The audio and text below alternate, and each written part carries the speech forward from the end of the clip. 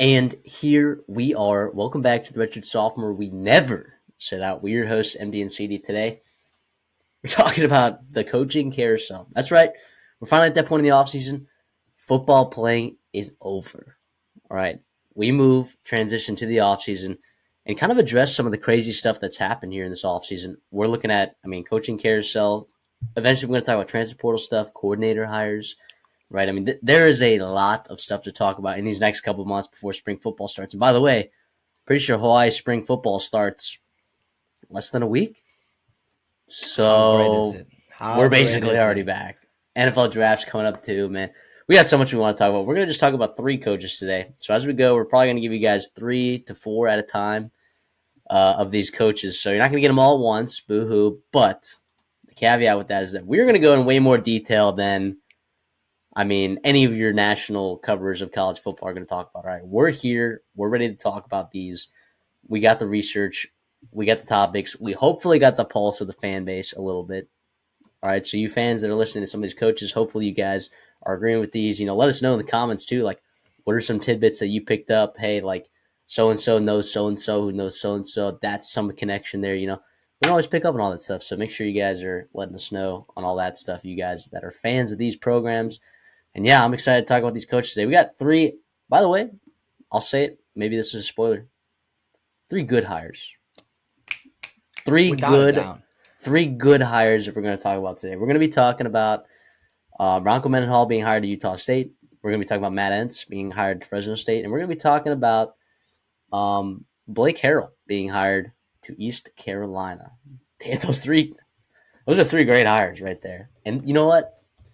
These were coaches that got hired pretty early in the cycle as well. So congratulations to those guys, and I'm excited to see these programs moving forward.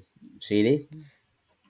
Yeah, I mean, you said it. We're doing these in chronological order from when these opened. So you got to go back to Utah State, back in the offseason. Same with Fresno State. Those jobs opened, I believe, back in August and July type area. ECU opened midseason, but again, that was filled by their interim. So it's going to be interesting today because you've got different ways to look at it due to the fact that you have like what went wrong with the previous staff, and then like why did or did not the interim head coach get the job, and then what's this new staff bringing in, what it's going to change, all that kind of good stuff. It's awesome. It is awesome. You said it. We are in full swing right now in the off season, but damn it, we have practice coming up. We've got an NFL draft, a lot of stuff going on. We'll be busy. Hopefully you guys are as well, keeping up with us, enjoying the off season, taking a little breather while you can. But the reality is so much happens in these off seasons that big news happens. Just like, we'll have a good transition here, just like Jim Knowles going to Penn State, right? That's a huge deal. And obviously, say what you want about what happened internally, why or why it didn't happen. The reality is the impact that actually happened is that one of the best, if not the best defensive coordinator is going over to Penn State, arch rival, one of the big rivals of Ohio State, to James Franklin to help them in their quest of a national title, just like he did with Ohio State, just like he did elevating Oklahoma State not too long ago. This is a big freaking deal. This is a big freaking deal. It's not just about, Penn State's getting a huge upgrade and that Ohio State's losing, one of the best coaches on that staff, but it's just about the buy-in and the buy-in that you're seeing from this Penn State administration. And they are a hot team right now in the offseason. A lot of people are picking them to do some real damage in this season. I will have to get into it. I'm going to wait to make my bold predictions. I'm sure you are as well. But the reality is, this is a big hire, right? What are your thoughts on this whole situation? Obviously, the drama, everything going on internally, rumors, blah, blah, blah.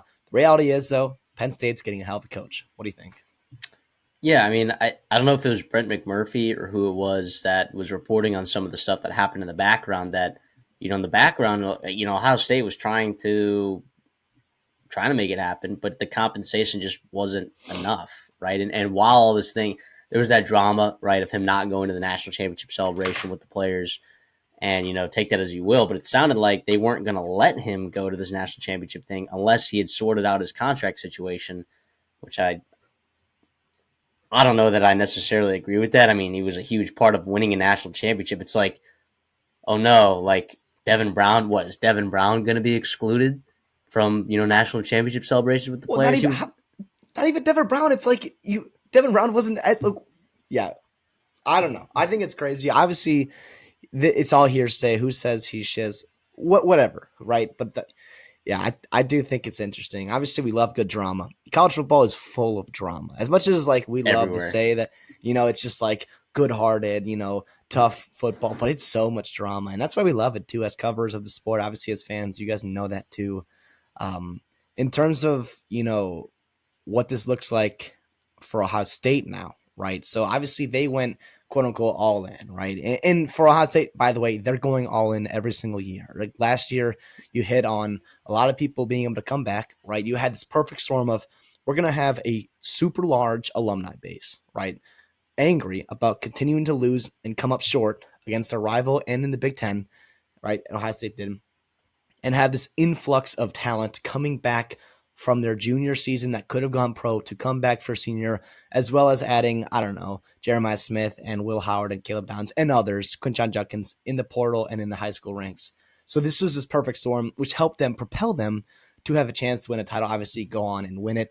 And that also coincided with the 12-team playoff and giving them multiple opportunities to lose and still be able to play great football in December and January and win the title.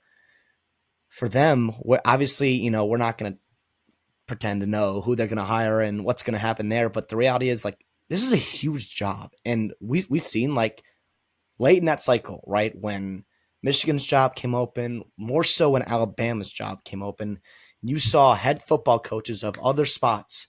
You did a great short on it, and you talked about the chain effect. These kind of jobs happen, and that these big cruise ships, if you will, right, that are going through these oceans, they're making huge waves, and they're just cutting through things. Are you worried about that? Like, I don't know. I think it's going to be super fascinating to watch. The chain reaction from this specific job, I don't know how big it's going to be. It's interesting, like because the football season gets later and later, right? Every year, like it's January 27th, and Ohio State's defensive coordinator job is open. Like that is nuts, right? That is nuts. Also, too, Penn State. I mean, having probably the best two coordinators in college football, if you're going to ask me, and best pair. Uh, so that's really interesting. But like you were talking about, I guess in terms of the chain reaction, I'm not sure what it's going to look like. You'll see. You got to wait till the first hire, right? Like so, whoever Ohio State hires as their DC, like you're you're going to see a chain reaction. And the reason why Kalen DeBoer to Alabama and Nick Saban retiring was such a big chain effect is because he brought over two head coaches to be coordinators at Alabama. South Alabama's head coach, right, came over there to be a DC, and then Maurice Linguist from Buffalo came over there to be also on that defensive staff as well. So this could be a situation where you do get someone from the G5 levels. I'm not sure that that's the case or what Ohio State's looking for. We'll see what the athletic department does there. We'll see what Ryan Day does there. But yeah, I do think it's interesting. I also wanted to kind of go back to that point you talked about Ohio State getting multiple opportunities with the 12-team playoff. It almost it it benefits teams, I think, that are dependent on the transfer portal, right? Because you have more time to gel. I mean, Ohio State, we know this, was a completely different football team the last 6 weeks of the season. Sure, they lost to Michigan. That was kind of a weird game, but they were just playing so much better football down the stretch. And maybe it took some time for some of those transported players to kind of pick up the system, get familiarized with it. Maybe some of those teammates to gel. Communicate better. I don't know. It's an interesting theory, I guess. No way to really test that with 1 year of sample size in the 12-team playoff, right? When n equals one. Okay, but yeah, I'm with you. This could cause some big waves here, but we'll see with that first hire. If it is end up being like a G5 head coach that comes there to be the defensive coordinator, I think you're going to start seeing a little bit of a chain reaction there, but not as big as like some of these other head coaching spots cause a lot bigger waves than coordinator spots. But you never know. You really never know what kind of dominoes are going to fall after this.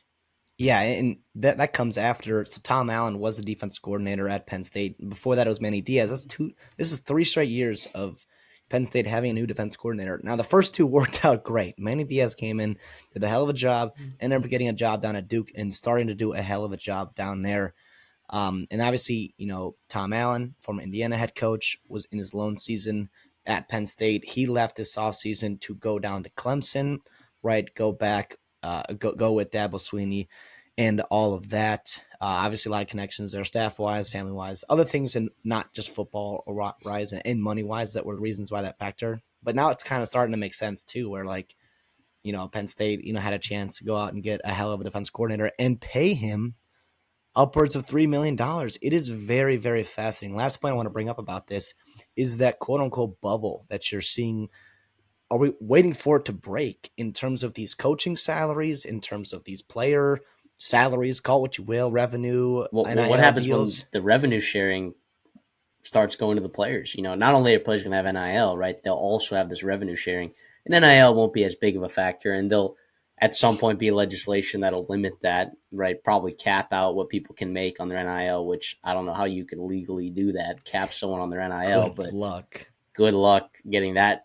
But there'll be some sort of limits to it, right? That people are obviously going to find ways around. But you're right. I mean, there's a lot of money, right? I mean, if you're Jim Knowles getting paid $3.4 million a year, that is ridiculous, right? I mean, what like Ryan Vincent, our guy at Lou Monroe, what is he getting paid? $800,000. There is a huge revenue and money disparity. We're going to talk about some of the athletic departments today of some of these schools: Utah State, Fresno State, ECU. It is just not even on the same level, right? Not even on the same level, right? I think like this past season, East Carolina or Utah, one of the two, had like their largest endowment of like ever, largest ever single donation. It was like $10 million or something like that. It's like, okay, that pays for 3 years of Jim Knowles. Like that's absurd, right? So there is a huge revenue disparity. There was definitely parity in college football this year. Hopefully, we kind of continue to see that. We're still seeing talent trickle down from that P5 to or P4 to G5 and all that kind of stuff. But yeah, there is some sort of bubble. When will it burst? Will it burst? What kind of changes are we going to see? In terms of payment structures in the future for coaches. Uh, it's very interesting. It feels like people talk about college coaches being not a great job, but at the same time, okay, I mean you can pick up and leave whenever you want, right? There really isn't what seems like a cap on the amount of money that you can earn, as a coach in college football. There is a lot of money to be made there. So, yeah, it sucks. It is a 365-day job, that you have, but you'll also get paid for that. How many people would work 365 days a year if you paid $3.4 million?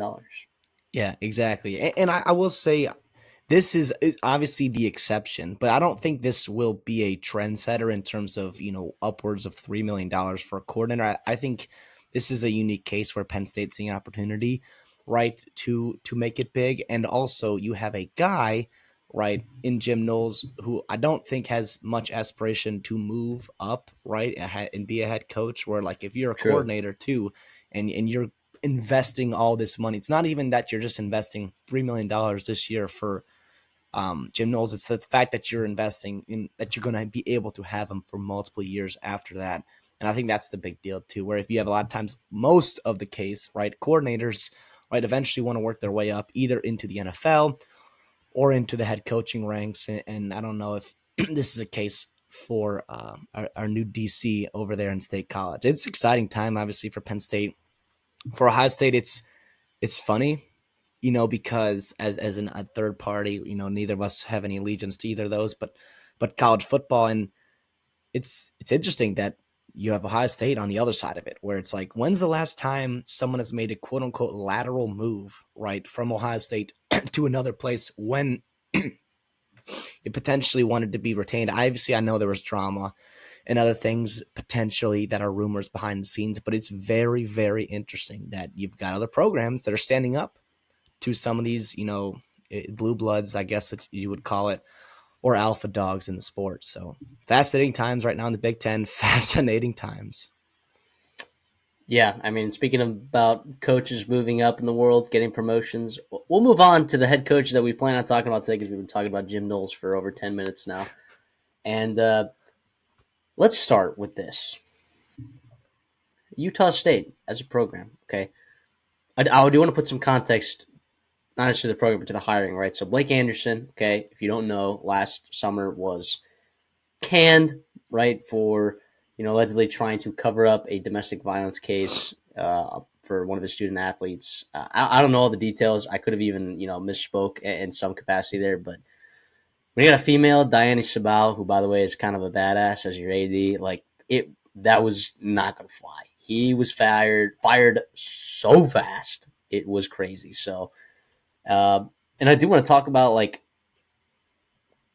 Bronco Mendenhall last year.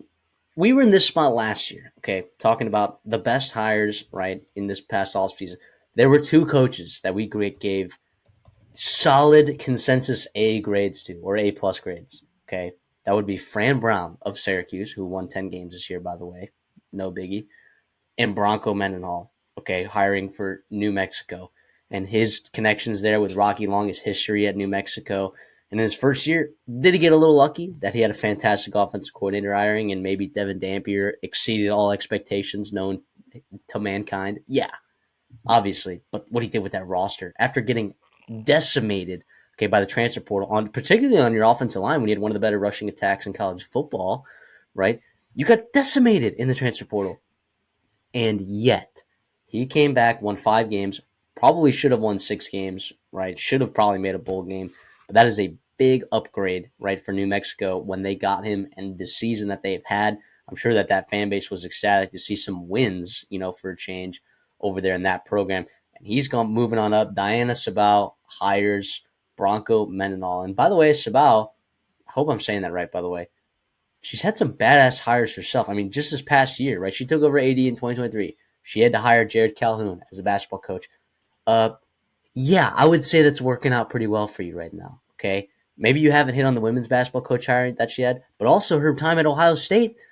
Let's talk about the women's hockey program there. Okay, who did she hire? None other than the coach that's won both national championships in that program's history. And look at what Ohio State women's hockey is right now. It would not be where it's at right now without Diana Sabal.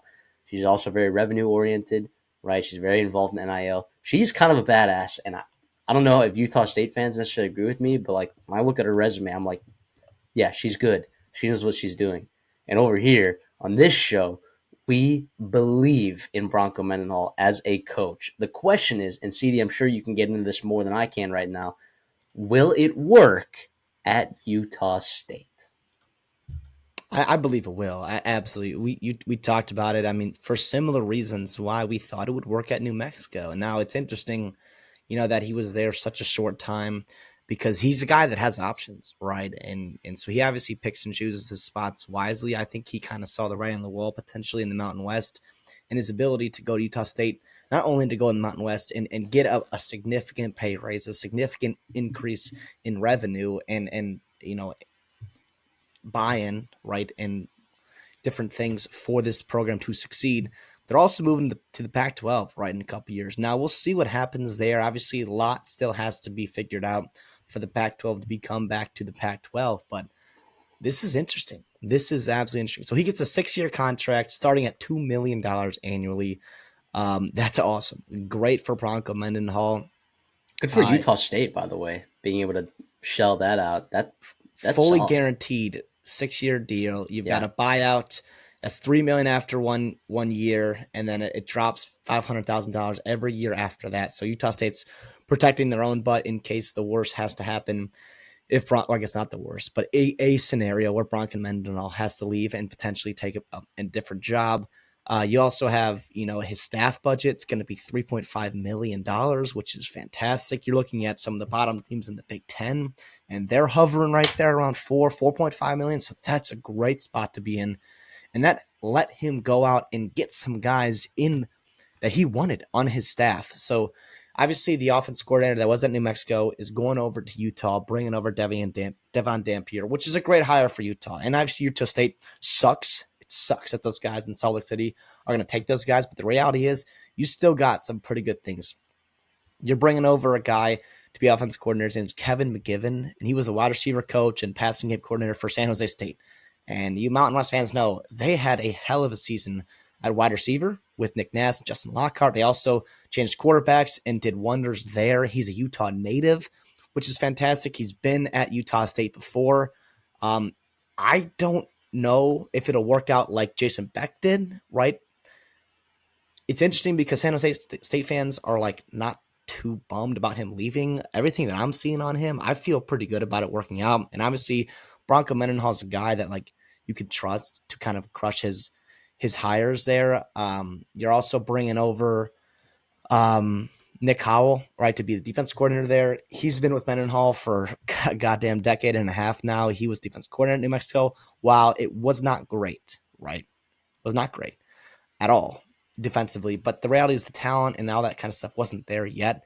And it got better, I thought, throughout the season, which is coaching and other things that you love to see.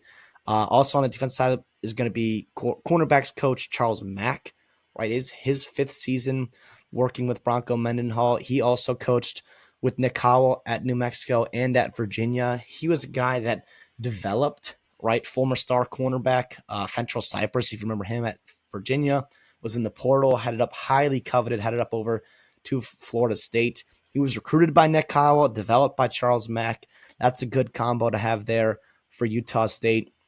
You've also got some other guys that have been with him for a while on the defense side there. So Jan Jorgensen, the outside linebackers coach. You've got the D-line coach, Dante Wilkins, been there before. Special teams coordinator, Shane Hunter, is a guy. I think he's also going to be coaching the linebacker position there.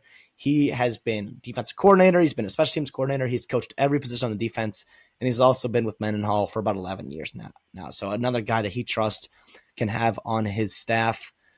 The offensive side of the ball, you got a little bit more, shake up. Obviously, I talked about McGivern. The O-line coach, Mario Satelli, he's been the offensive coordinator at William and Mary for the past couple of years. You've got a new wide receiver coach, Denarius McGee. He's a guy that was in the NFL, right, with New Orleans and the Houston Texans, was also in college like Montana State, NC State, FAU there as well. And then you've got the tight end coach, Coach Alley. He's been at Utah Tech, and Is he's that also. Ali Numatolo? Thank you. You nailed that. So he's there too. And then you got some mainstays with Bronco, familiar faces if you followed Bronco's career with the running back coach Kirk Garner. 5 years work with Mendenhall, was the RB coach at New Mexico, who, by the way, developed and recruited, he got in the transfer portal, Eli Sanders, and they averaged, by the way, like 6.7 yards per carry after losing all his offensive linemen, like you said. Last coach I want to talk about before I go through all that and take a breath here, Matt Johns, right? Quarterback coach. He's been with Mendenhall, was with him with Virginia, was with him at New Mexico, and he also played for him back when he was at Virginia. So this staff here is something I love to look into when you see these new hires. That's why we kind of waited a little bit to talk about these, is to wait for these staffs to finalize and be able to dive into them. If I'm Mendenhall, if I'm a Utah State fan here, an Aggie fan, I really like what he did. Obviously, you trusted him. He's an experienced guy to get the right staff, which he wanted in year one. And obviously, he had the budget to do it, $3.5 million, which is big time for him to do that. Yeah, I thought it's fantastic. Obviously, it's a wait and see. Now, just because these guys have been with Mendenhall for a while doesn't mean they're automatic gems and they're just these, 5-star can't miss coaches. The reality is he's got his guys in his building that he trusts and wants, and I think that's a pretty good sign if you're Utah State. Yeah, this is a fantastic hire. I'll talk about my grade for this, a little bit later, and we'll get a grade from you as well on this. But in terms of like Utah State's, expectations as a program, okay, I think it's a little bit different right now than maybe it was, 5-10 years ago with the way that this conference is working out, right, with the way that this athletic department's kind of humming right now. With the way that you're able to get a guy like Bronco Mendenhall. Before you've had success, right? Like you've had some success, right? You've had some guys that were pretty highly drafted. You've brought in talent. You've been able to find ways to win games in the Mountain West. But moving forward, okay, uh, this I guess quote unquote Pac-12 Mountain West look, moving forward you're going to be facing, not necessarily different teams than what you're used to, but it's going to be more high quality opponents, right? And when I'm looking at, these, uh,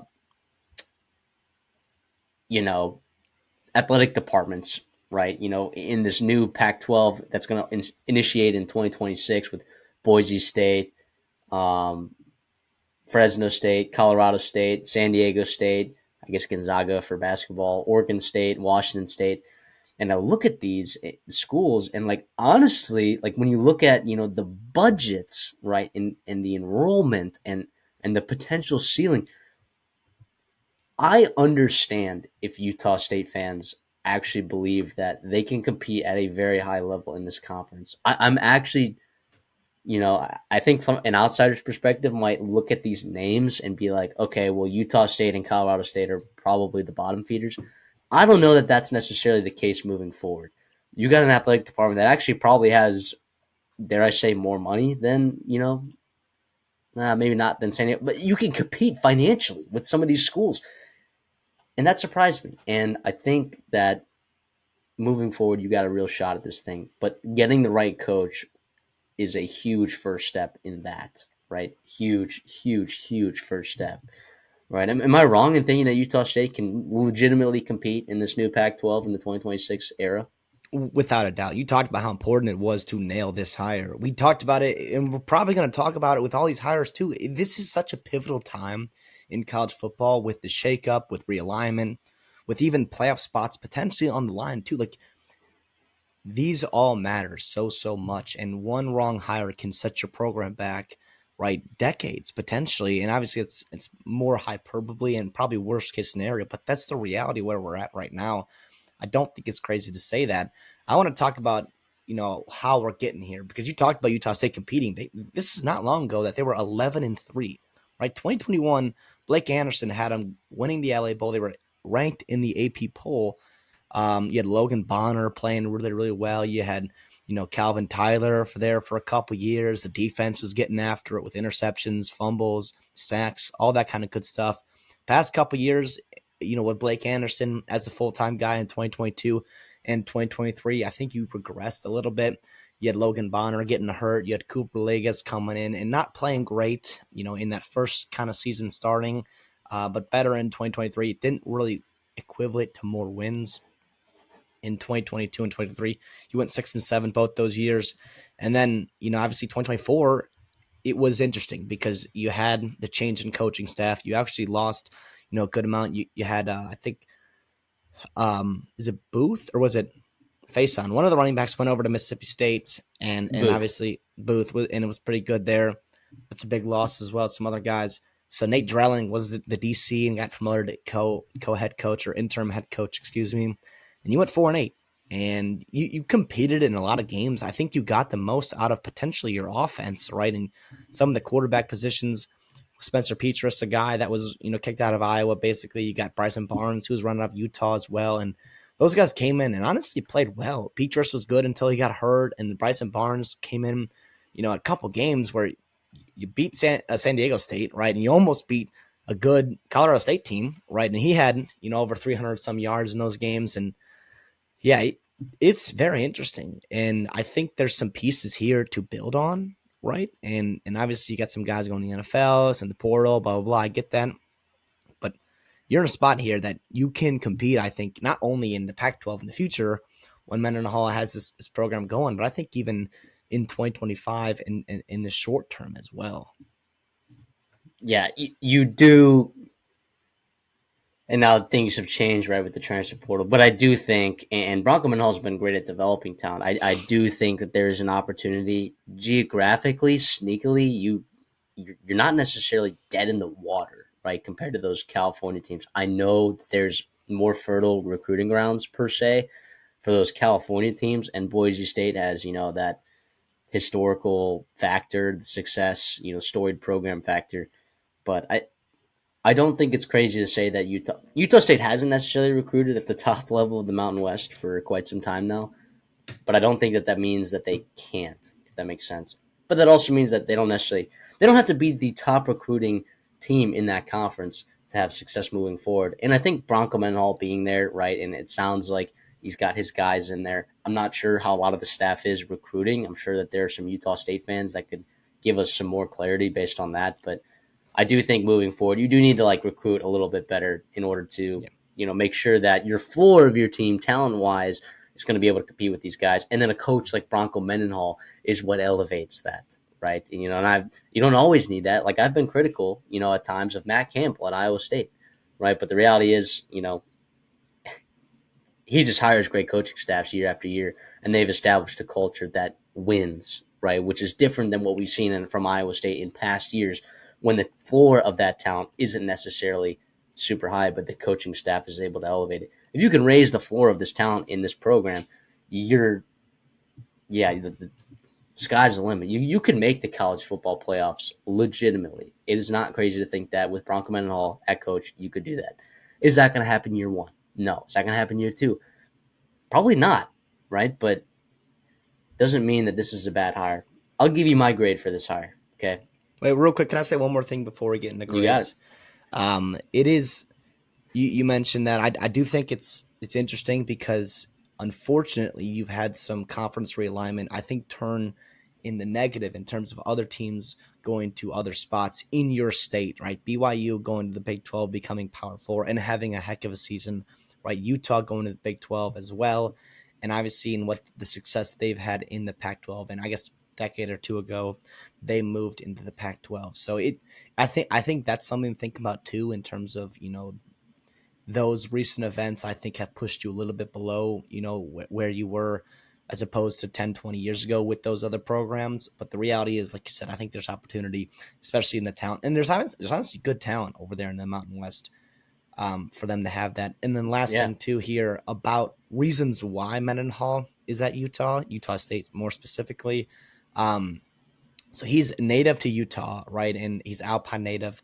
He wanted to be closer, I think, to his 93-year-old mother, Lenore, who still lives in northern Utah, right? So I think that's part of it too, in terms of opportunity and accessibility to his family as well. And that's a big thing for him as well. And also reasons why you could see him stay there longer. And I think we have confidence in him staying there longer than he was at New Mexico. for sure. I agree with that. I did not know that bit right there. That is very solid to think about. Let me give you my grade for this, all right? And this has to do with a lot of things, right? And it's funny because this is the first coaching grade that we're going to give out, and I don't normally give out like this kind of grade, right? I'm giving it a flat A. I mean, like what better hire could you have realistically hired for Utah State, right? That's just legitimately better than this one. I don't know that there is one, right? So for that reason, I'm like, yeah, this is you got a guy who's been in that geography. He's coached in the Mountain West. He is a great coach. He's elevated talent. He's hired a great staff. The athletic department's on the up and up, right? I can't think of a lot of better options that you could have gotten. And you went and snagged Bronco Mendenhall. And when that happened, I was like, holy cow, what a great hire. I thought Bronco Mendenhall might go somewhere bigger, right? I thought he might go somewhere bigger. I really, really, really like this hire. So much so, I'm giving him the same grade. I'm giving him the A, the same grade that I gave New Mexico for hiring him at this time last year. Without a doubt, too. And I think it speaks to your point earlier about Utah State being able to compete right in the new Pac-12 potentially, in the fact that we all assumed Mendenhall, if he were to leave, it would be a step up. And the reality is, and I think this is proof, is that Utah State is a step up. Utah State is a very good job. And for that, right, this is an A as well for me. Like you said, you can't get much better than this. I think realistically, I think a guy that also, for all the reasons you said, geography, success, all that good stuff. And it's also great to see the buy-in and everything around him, right? Not only the fact that you can bring him in, but what that actually means, right? Logistically in the alignment of your administration, being committed to going out and getting a guy like Bronco Mendenhall means so much for this program. And obviously, it doesn't guarantee you wins at all, but it puts you in a damn good spot to be able to produce that at that level that you want to be. Yeah, this is fantastic. I'm really excited. Very bummed for New Mexico because that was a fun hire. I thought he would do fun things, especially if he. Great fit. Great fit. Yeah, it would have been awesome. But the reality is, obviously, wherever he goes, it's you might as well plug and paste is freaking A, because we are really supremely confident in him and what he can do. And the reality is he doesn't waste his time either. This is not him, I'm just going to go and just fiddle around there and in the Mountain West and at Utah State. This is where he wants to be. And I think that speaks a lot about Mendenhall. And even though, we said similar things about New Mexico, this is different, right? For all the reasons we talked about earlier, with him being native to Utah, with the writing on the wall in terms of realignment and all that kind of stuff. This is a big deal for Utah State. Yeah, I will say their draw next year in the Mountain West schedule, you do draw Fresno State, you do draw UNLV without Barry Odom though. You do draw Boise State, you do draw Colorado State on the like. I don't know. It's I guess the only team that you're missing on your schedule. Wait, oh, sorry, I'm totally looking at. You looking at New Mexico's? No, I was looking at a different sport. I was like, wait, is that? I was like counting them up. I'm like, oh my gosh, is that every single Mountain West team? I was like, how do they play every single Mountain West team? Sorry. I, I have it right here. All right. Okay. You do play UNLV, Boise State. You do play Air Force, but you get them at home, right? And you do play Fresno State. So actually, I was right about all those things I said. And you do play San Jose State, but you get them at home. So, yeah. What do you like to say? You say never wrong, just early. That's what it was right there. In terms of right, we gave it an A, right, and so that means he's going to meet and exceed his expectations, correct? And the expectations of Utah State, and I don't know if you went through those earlier, right? It's obviously number one, make bowl games, right? They've been in 11 bowl games in the last 14 years, right? You're gonna want to beat your rivals, right? You win the Bridgers Rifle Trophy, right, with Wyoming. That's awesome there. And then we talked about them competing in the new Pac-12, right? You don't have to be the favorites every year, but damn it, you can absolutely pop, and you should be right in that middle to top half, and honestly be competing for some kind of playoff spots. If this hits like an A, like we think it will not be crazy to see Utah State in November being like, yeah, if certain things break their way or they win some games that they're playing and remaining on their schedule, they're right there for a playoff opportunity. Is that crazy to say in terms of his expectations at Utah State? No, it's not crazy to say. And look, he may never reach the college football playoffs and still quite exceed anyone's expectations and our expectations, right? So, yeah, I think this is an obvious A. I'm not sure. I don't know. Let us know in the comments if this is how you guys feel. You Utah State fans, you New Mexico fans, you Mountain West fans. I don't know. If I was an opponent of Utah State to the Mountain West, I'd be like, man, that was a good hire. Yeah, you just asked New Mexico exactly how they're feeling losing him. And the reality too is, and this is my last thing. I know we've been going on Bronco Mendenhall, which we love to do, right? If Utah State, let's call it like it is, right? It's not a stepping stone job, but it is. There are a lot of better jobs in college football, in the sport of football in general. You've got the NFL, and you've got the Big Ten, the SEC, and obviously the Big 12 and the ACC as well. The reality is if Bronco Mendenhall stays there for a couple years, succeeds, and then leaves, that's not a bad thing, right? It's not. Look at Boise State. Look at Fresno State. Look at other schools, right, who have had James Madison, who have had success with coaches, right? It sucks that you're going to have to do it all over again potentially and nail your coaching hires and continue to nail them. But it's a good problem to have. And I'm going to say this in a lot of our G5 videos about our coaching hires is this is not a failure if he leaves in 3 years to take a higher job, right? That's a good problem to have. That is absolutely a good problem to have. That means he is leaving it in a better spot than he found it. And then you can go up and hire an even better coach potentially and go out and get another guy and have more buying and funding and putting yourself up in spots to continue to succeed at the level, if not a higher level than you were before, right? You've seen Utah do it for a while. You've seen Boise State, all these other G4, G5 schools, right, who have turnover at the head coaching spot. Look at Cincinnati, right? And they ran through a bunch of coaches and eventually got them in a spot where they moved up a conference to the Big 12, right? And Yeah, I don't think it's crazy at all. Unfortunately, you don't have to like it, but it's the reality of the situation, and it's also it's it's not a failure, right? If he does No. end up leaving, that's my last thing there. Let's stay in the Mountain West slash future Pac-12. Let's talk about the Fresno State Bulldogs, all right, who have had, in my opinion, now you can say what you will about the ending of Tim DeRuyter's tenure over there at Fresno State, but have kind of done a really good job with their head coaching hires, particularly within, I don't know, last 7 to 8 years, right? Jeff Tedford and Kalen DeBoer are pretty solid, right? And then Tim Skipper, obviously, the interim head coach there. But Fresno State, okay, goes on. By the way, this is a program that's had 10 years, 10 wins in 5 of the last 12 years. Okay, this is a program that has high expectations, has great geography, recruits at a high level relative to their peers in their conference. They go out and hire Matt Entz. Okay, who was that? The defensive coordinator for USC. Where was he before that?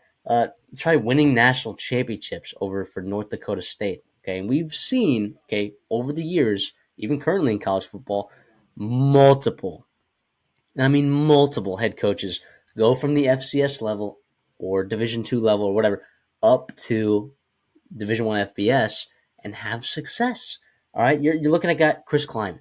Okay, Jeff Choate, Willie Fritz, Scott Satterfield, technically, because Scott Satterfield, you know, moved up with Appalachian State when they moved to the FBS, right? If you look at that, Deion Sanders, Bob Chesney, I thought had a pretty solid year at James Madison his first year, and others, okay, and others. Same thing about Kirk Cincinnati too. I mean, he moved up with, Yes. James Madison, but yeah, So I just think that there is a Rich Rod, by the way, I guess, who I don't know. I guess before that he was pretty tenured at West Virginia and Michigan. He had already had a lot of experience at the FBS level. But the point is that it can work out. Okay. And if you're doubting his ability to coach X's and O's, I think you're ridiculous. I think, not only, right, D'Anton Lynn was there, right, to coach, and he helped get that defense to be a lot better, but the linebacker play for USC this year was magnitudes better when Matt Entz was the linebackers coach. They had 40, more than 40, all right, fewer missed tackles this year at, like, not in the linebacker spot, but in general, right? But most of those are linebackers than they did the season before, right? They didn't even hit 100 missed tackles this year. They were well over 140, right? Just a year ago. We've talked about constantly, right? Mason Cobb underperforming, yada yada, whatever it is. I thought linebacker play wasn't amazing. It was rather exceptional given what the performance was from that group just a year ago. So, yeah, I think Matt Entz, look, we talked about this. We were like, these coaches that we're going to talk about today are good hires. Matt Entz, I think, is a good hire. And you talk about the athletic department as well. Um, Garrett Classy, okay, brand new AD hire. I guess if you're a Fresno State fan, you know this. If you're not, like, he just got hired like this past August or July, right? In 2024. This is his first hire. Okay. He has got to get this right. But what I like about Garrett Classy, right? Very NIL, very revenue oriented, very game breaking, right? Like we talk about what he did, at Wisconsin, Alabama, Nebraska, right? He did some really, really good things for some other programs, right? UIC, basically brought them into relevancy, right, as an athletic department when he was able to negotiate some sponsorship deals and some naming rights things that basically like accelerated the growth of the athletic department, immensely, right, to the point where they're actually pretty solid at basketball, baseball, volleyball. Like he did wonders for that program. Now this isn't a program that's necessarily like UIC that needs that kind of help, but at heart, he is a revenue generator. He is innovative. Right, Lincoln. They hosted Garth Brooks at the Lincoln Memorial there when he was at Nebraska. He had a huge hand in that. They hadn't hosted someone since like the '80s. A concert there, right? And that generated huge revenue for the athletic department that they were able to share there. So this guy is innovative, okay? And I think hiring Matt Entz, a guy that's very smart, he is a winner, okay? And I think because this is his first big hire, okay, I think it's going to be very important to him that they're on the same page. And I think if the head coach and the athletic department are on the same page, I think that bodes really well, particularly with the new conference realignment movement, where Fresno State's going to be moving over to the Pac-12. They're going to be competing with better teams day in and day out. They're going to have a tougher time recruiting against these guys because it's just much more heated battles with some more talented teams. I think this is a good hire, and I think it was a good athletic department hire. I think that this athletic program in general is moving in the right direction with these two guys being the face of it right now. Yeah, without a doubt. And you mentioned, the hire of Matt Entz and what it actually does. There was a lot of people, and we love our Fresno State fans, right? And we love them because they're passionate about college football. They're passionate about their own team, the Red Wave, Bulldog Nation, all that kind of good stuff. And a lot of Fresno State fans, which I was surprised to my surprise, was not happy with this hire. And they love their own Bulldogs, right? And I love that too, right? And a guy, like Tim Skipper, who you maybe thought maybe deserved a shot at this job. And by the way, he had one. This is what I'll say to that is he went 6-7, really 6-6, right, before the bowl game. And obviously, you had tough circumstances in terms of, how you were thrust into that role, but you had a lot of talent on your team, right? And you lost games you should not have lost to, right? To a bad Hawaii team, a bad Air Force team. Those are losses that will sting with you. You also got blown out by UNLV as well, teams you should be competing with.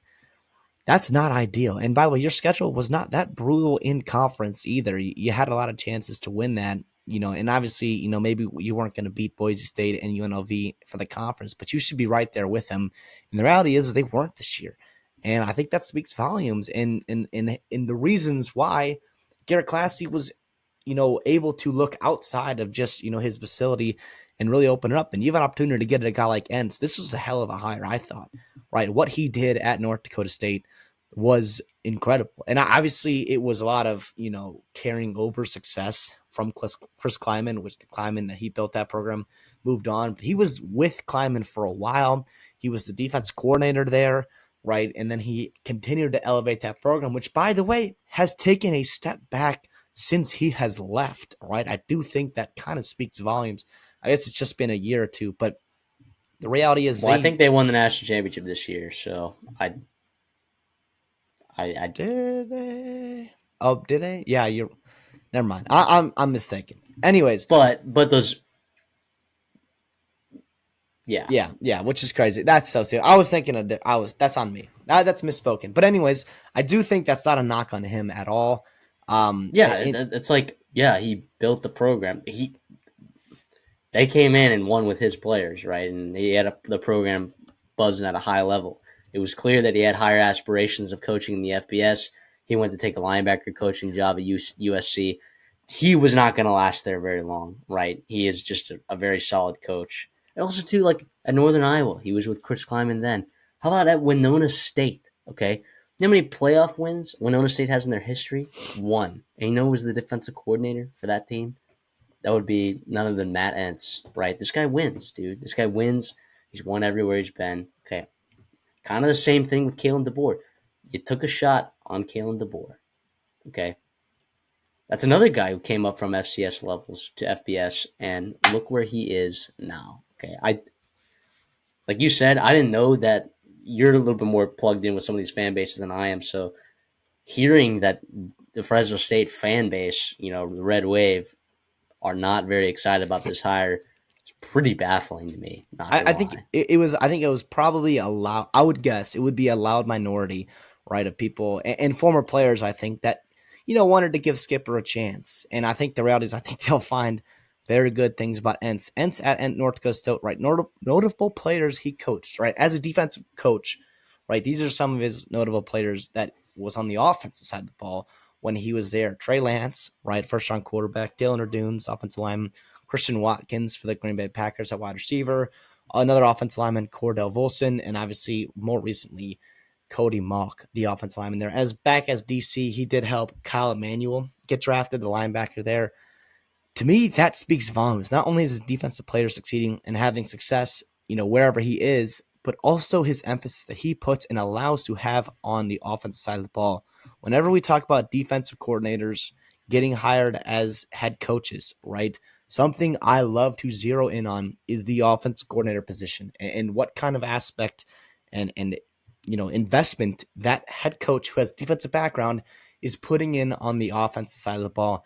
I think this is a very interesting hire here. So he went out to the offensive coordinator and gets a guy named Josh Davis. Now he is familiar with Entz in terms of the fact that he coached at South Dakota and South Dakota State when Entz was at NDSU. More recently, he was the offensive coordinator at South Dakota, right?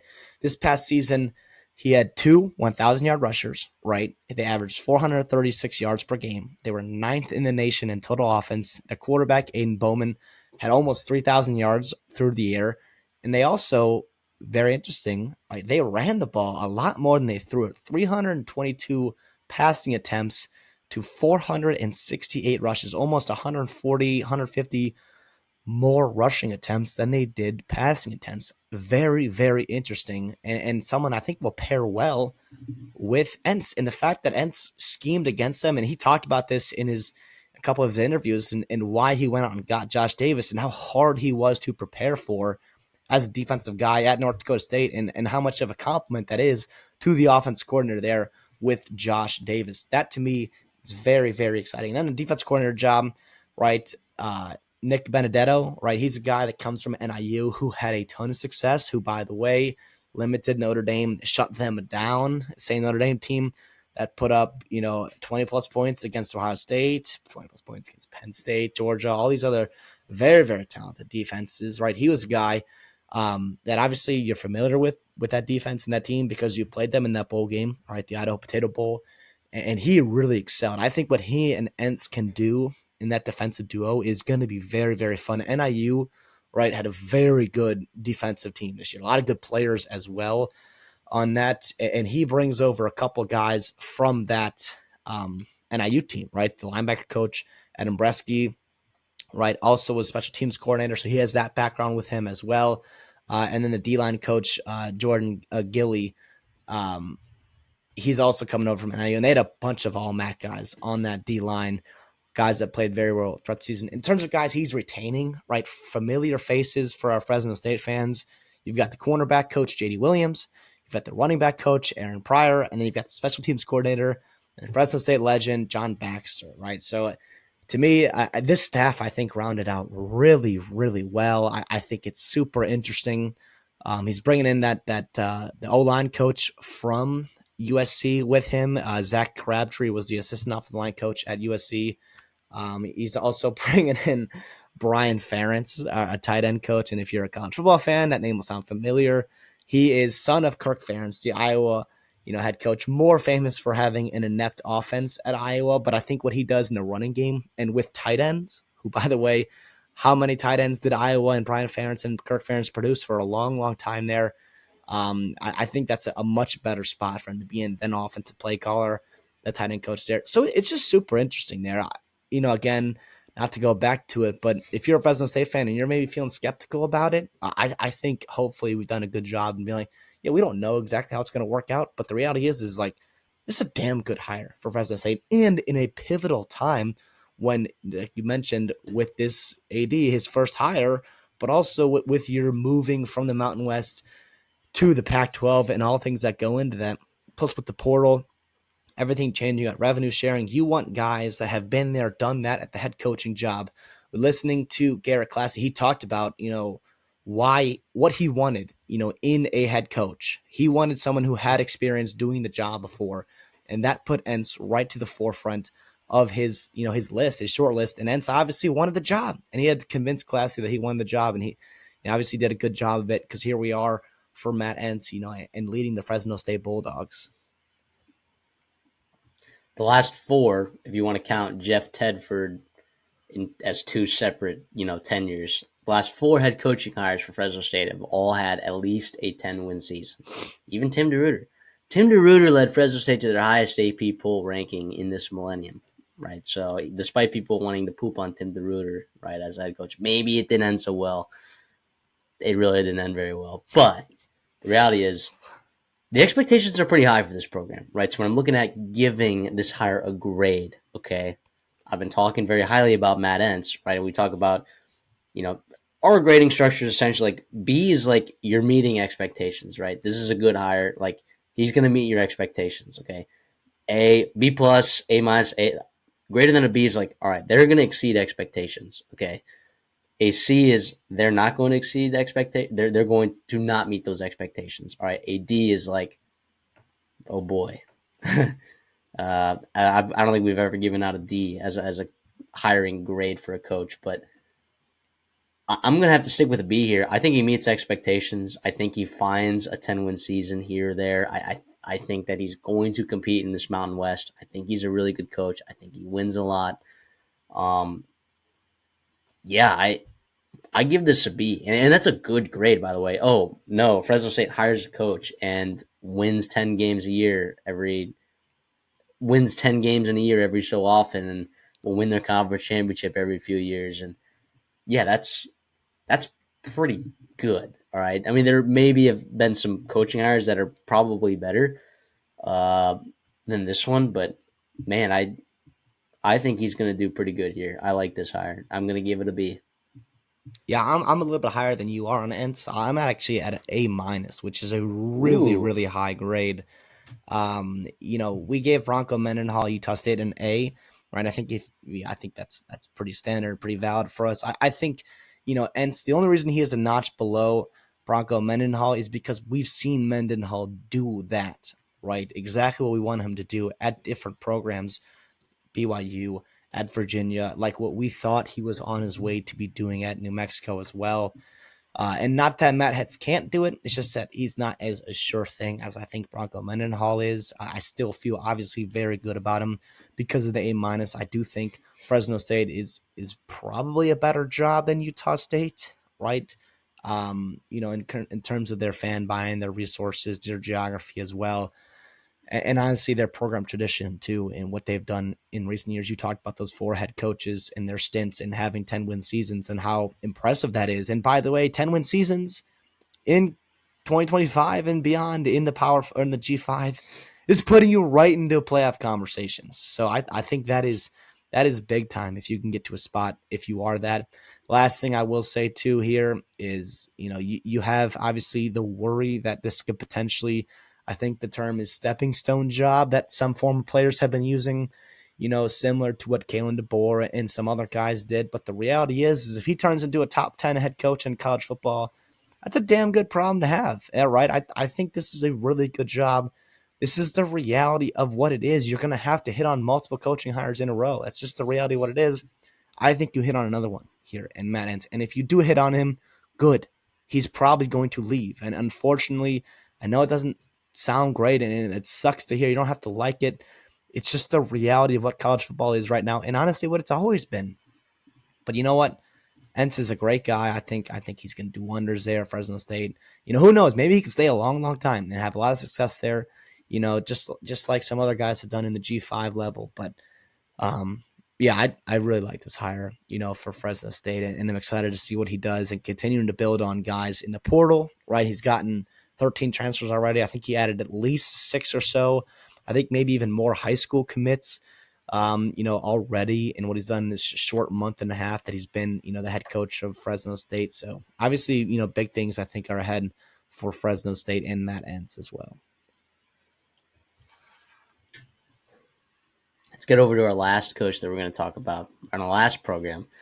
We're going to go over to East Carolina. One of the surprises to me of the year. Okay, Mike Houston canned. Okay, maybe not so surprising. Blake Harrell comes in as the interim head coach, right? I guess getting promoted from defensive coordinator spot.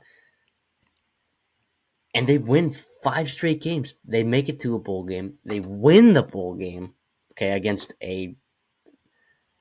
I think you and I will both admit that NC State team was not fantastic. But anytime you can get a win over a Power 5 team, Power 4 team, and An a in-state bowl Power game, 4 team too. How about that? yeah.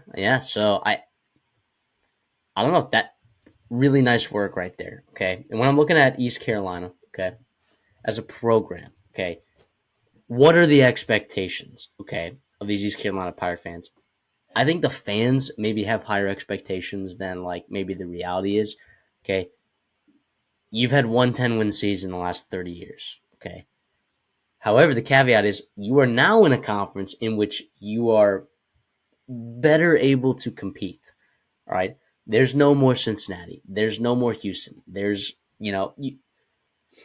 yes, Memphis is there. No more SMU. Like Tulane, USF, right, and Memphis. You four teams, right, have significantly more resources than just about every other team in this conference. You have a pretty solid geography over there in Carolinas. There's sneaky talent there. You're fourth right now in your recruiting class in 2025. I understand. I don't necessarily understand why, East Carolina fans were as frustrated as maybe, I guess, yeah, going 2-10, right, and then following up, starting season 3-4, kind of collapsing. That's not good. That's not the expectation for East Carolina, right? But 6, 7, 8 wins previous to this conference realignment would have been pretty solid every year, I think. But I understand that East Carolina fans want more. I also understand that the rest of the athletic department honestly is looking pretty good, right? John Gilbert, the AD there, I think he's fine. I mean, think about what he's done, retaining Cliff Godwin over there, for that baseball team. I mean, Cliff Godwin's been there, what, 6, 7 years? And how many times has he been, on job board, like just rumored to be taking a job somewhere else? I mean, even like the A&M job this past year, Cliff Godwin was, a name that kept popping up. I think, and then Michael Schwartz, we'll see what he does, for that basketball team and that American Conference. But I think like the American Conference with this team, with their resources, with their geography, is able to compete, right? And I think John Gilbert did his homework, right, on Blake Harrell. I mean, obviously they had him inside that building, and I think he earned the job.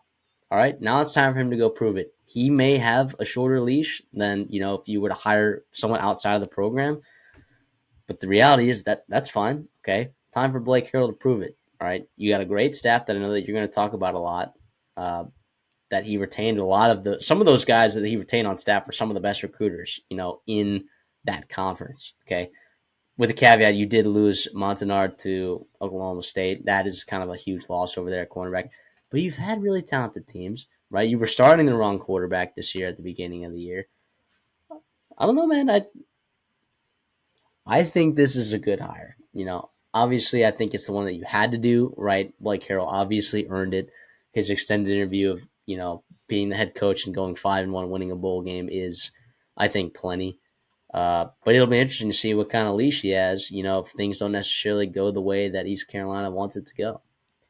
Yeah, I think in not to call it a budget hire at all, but I think it just worked out really nicely and it allows you to do other things too. I'll get into the staff in a little bit in terms of the coaching staff, but how about, just the football ops, and that general staff that Blake Harrell's done a very good job, I think, making a priority, right? So you're going out and you hired a general manager, right? A director of operations, and you got a new head strength coach, which all are super, super vital to programs. Now, the last one has been around forever. Obviously, strength coach is not a new title in college football, but now more than ever, having a GM, right, and director of operations, people that are very good at their job. These are things that are more important now and that are going to continue to be more important. So credit Harold and credit the administration, John Gilbert, for letting him go out and do that, right? So the GM is Noah Joseph, right? He is the first general manager in East Carolina history. He'll be dealing with NIL.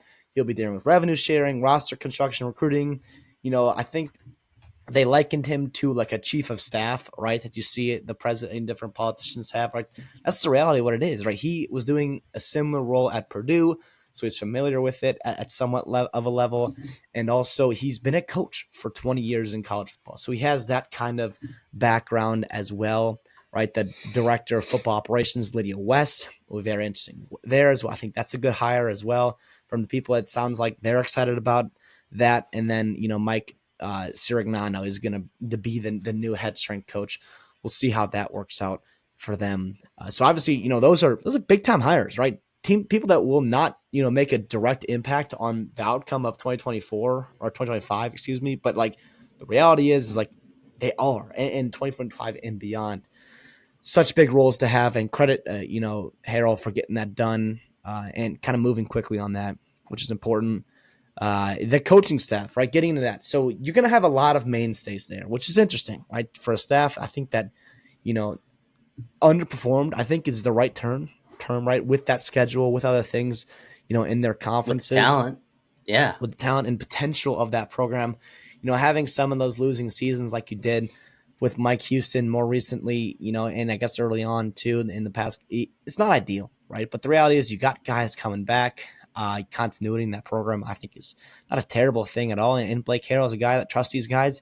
Those guys were having the team prepared and playing very, very well down the stretch. Now, I will say this as a disclaimer, right? We talked about East Carolina and their schedule, right, as being one of the easiest in college football. And it got really easy down the stretch when they went on their winning streak of Temple and Yeah. Florida Atlantic and Tulsa and North Texas, right? You're seeing a trend here of teams that are not very good football teams. Now, the win against NC State, now, while it's not, this crazy Super Bowl win, I think is very impressive. And they also competed with the Navy team, that was also one of the better teams in the American. So I'll give them credit for that. I'm not going to discount their wins, but that's the reality too, right? Why I don't think this hire is a full-on A, and I'll get to my grade later. Now let's get to the coaching staff, right? So the defense coordinator and the cornerback coach, right? Those are the only two new hires that they went out and got. So I'll start with the defense coordinator, Josh Aldridge, right? He was hired for ECU. He was at Auburn the past couple of years, coaching the defensive ends in 2024. He recruited and developed and played some damn good players in that edge group of Maris Williams, Kieran Crawford, Jalen McLeod, and others in that room that they saw a big jump, I thought, from 2023 to 2024. Looks to do similar things at East Carolina. Now, it will be interesting because I believe Blake Harrell, who had been calling the plays for a long time, right, being defensive coordinator, even as an interim head coach, he was calling plays as well. It sounds like he's going to pass that off to Josh Aldridge, who's going to call the plays. Very interesting, but also I think a very good sign as a guy that's not super ego involved in himself and also understanding the realities of a head coaching job in 2025 is so much more than just the football side of things. Very impressive there. So getting back to Aldridge, he was also a D-line coach and co-DC at Liberty, right? The connection between Harrell and him is when they were at Lenoir-Rhyne together, right? Harrell was there, or they were not there at the same time, but there were still connections there. And like I said, Aldridge will be calling the plays. The next coach I want to get to is the cornerback coach, right? Taron Williams, right? He's been at Old Dominion for a couple of years. He's, developed, Angelo Rankin, Lamarian James, couple of all Sun Belt cornerbacks there. He's also at Richmond and James Madison, so continuing the trend of those East Coast schools, right? So obviously familiarity with the geography there.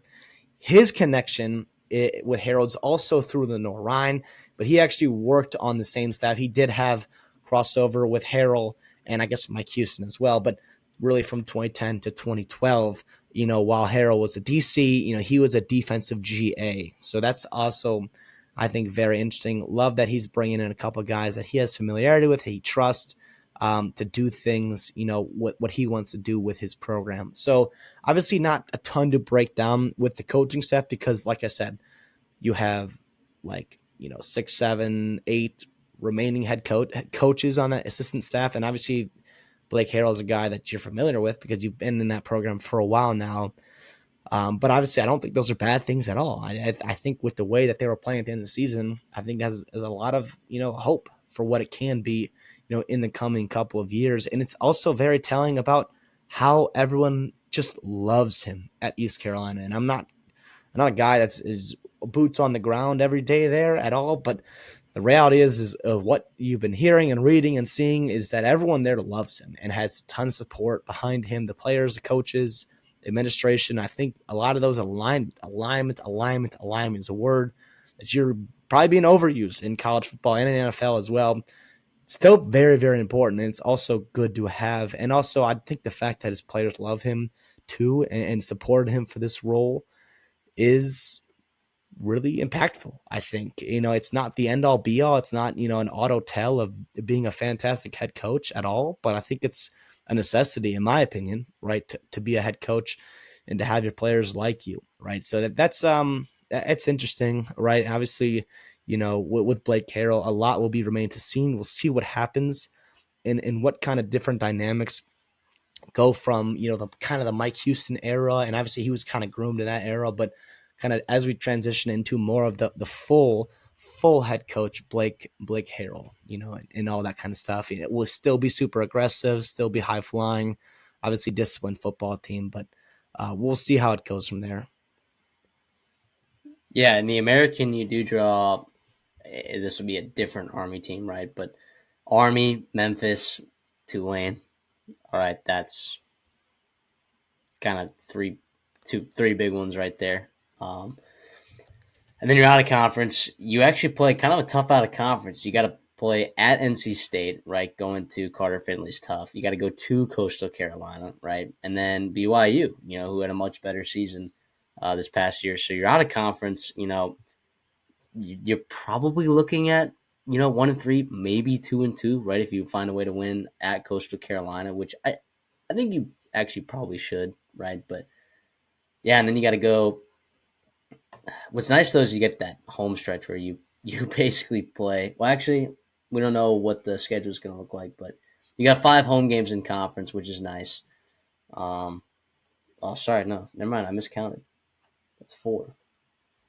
Yeah, but either way, it'll be interesting to see in his first year. Obviously, it's not going to be super telling, but like you said, the easy schedule that they had in that back half is very interesting, and I understand the concern if you're an East Carolina fan. Like, holy cow! Like, we literally just have the same staff. I get that.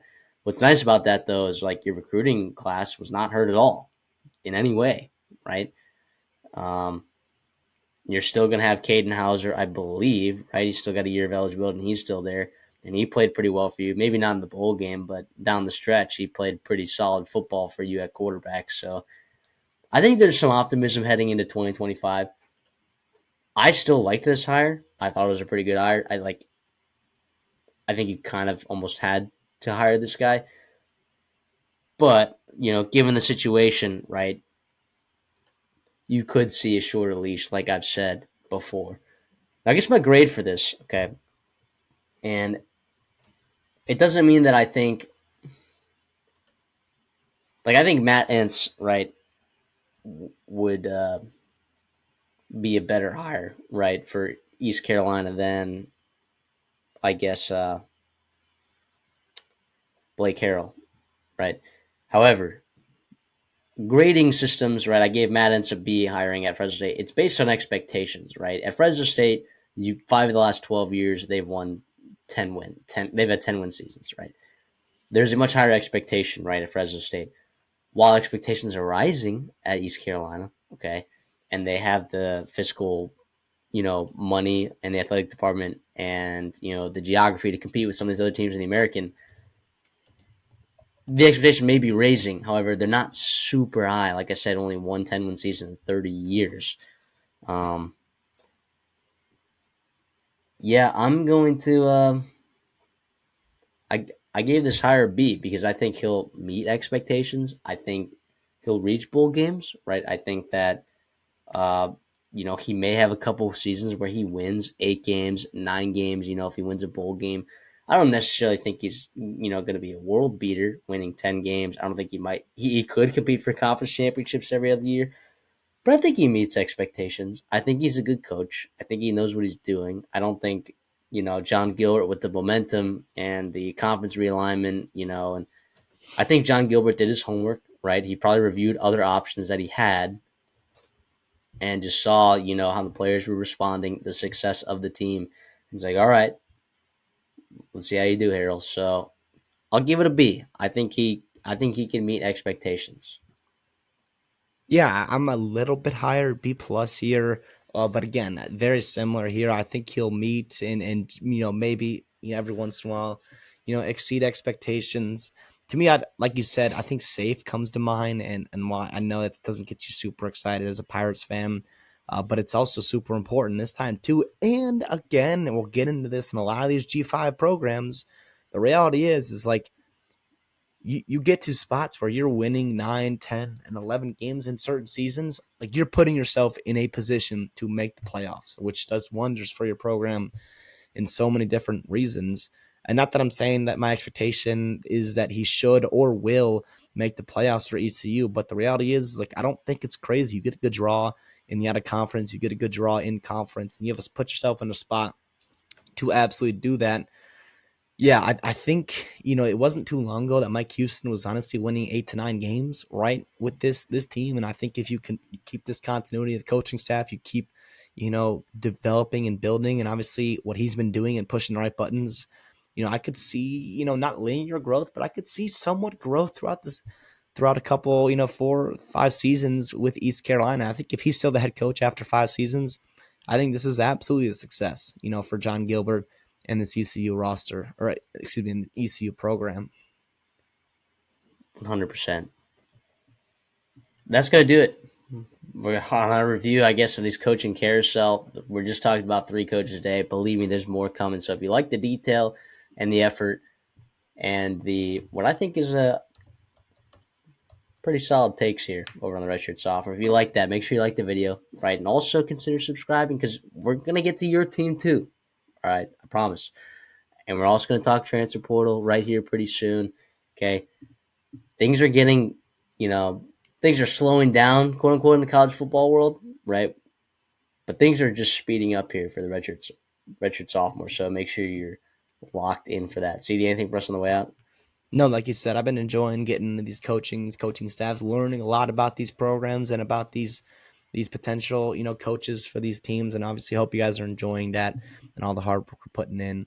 Like you said, stay tuned, keep enjoying it. Take a little breather, right? Give yourself some time for the off season, but also make sure those push notifications are on, for the Redshirt Sophomore, because you're not going to want to miss these breakdowns of these coaches. Absolutely. And we'll see y'all in the next one.